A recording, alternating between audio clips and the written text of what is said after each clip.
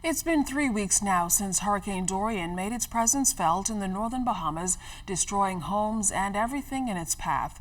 But it seems more victims are coming forward by the day to share their stories of survival. Our news team caught up with the co-pastor of Life Changers Ministries International to hear her story during her visit to the capital recently. My son, he's 29. He thought we were going to die. And he held my hand. I will never forget it as long as I live.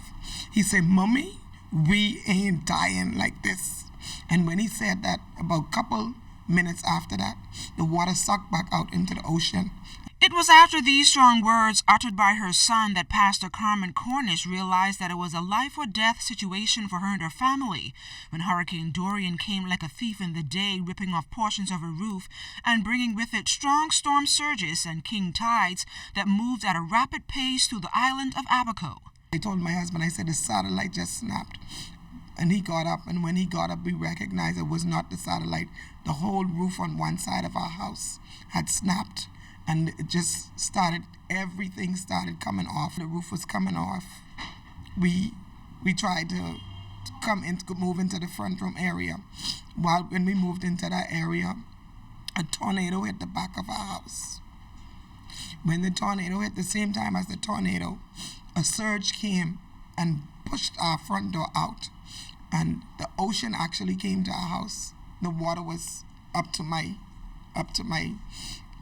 past my neck in the house. And so my husband said we had to run. We ran upstairs. We lived in a two-story house. When we got upstairs, the tornado was picking up everything, just tossing everything around.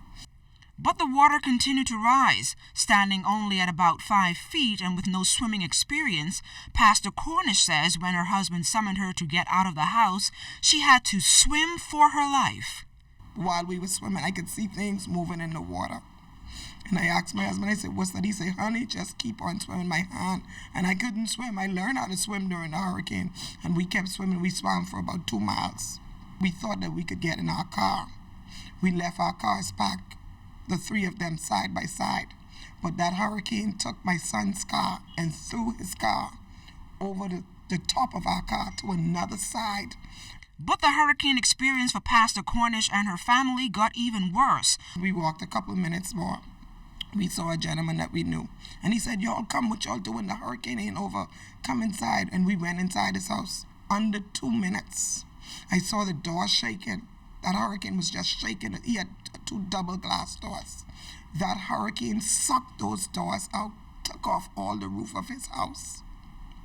And I know I'm here because of a miracle. All the doors was off. The roof was off. The window, the glass was shattering as if somebody was just taking a rock and hitting those glass in the window. And at that time, my husband said, the only thing we could do is get in the front room. We stood in the corner of the front room, Dorian, for more than 19 hours. Pastor Cornish says the only thing left to save them from the wrath of Mother Nature was 2 pieces of wet sheetrock and countless silent prayers.